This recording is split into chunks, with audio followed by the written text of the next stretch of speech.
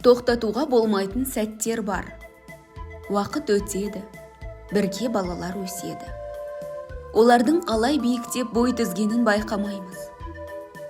Әуелі кішкентай қолын созып, бізге ұмтылады. Кейін сол қолды жіберіп, алғашқы қадамын жасайды.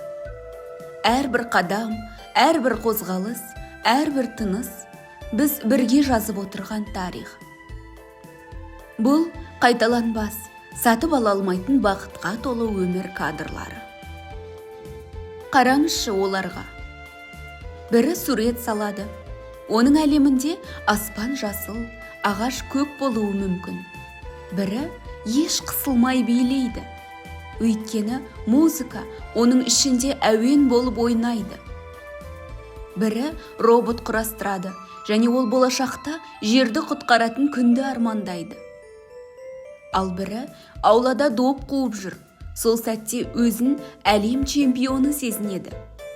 Бұл балалық шақ олардың әрбір қозғалысында, әрбір көзқарасында өмір сүреді. Бұл бақыт, ол дәл қасында.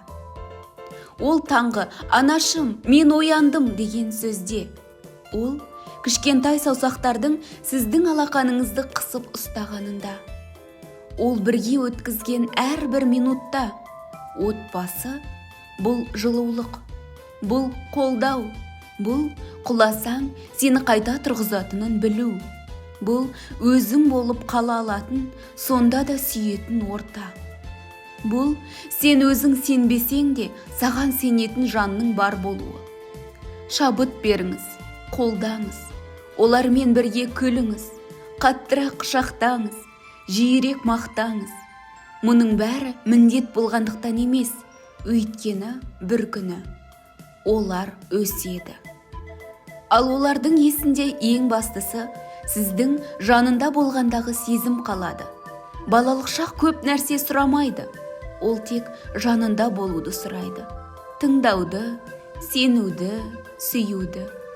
Бұл өте қарапайым, бірақ аса маңызды. Бұл уақытты бағалаңыз. Ол кетеді, бірақ мәңгі сақталады. Жүректерде, естеліктерде, мінездерде. Бақытты балалық шақ кездейсоқтық емес. Бұл таңдау, бұл күн сайынғы мен сенің жаныңдамын. Бұл үлкен махаббаттың кішкентай қадамдары.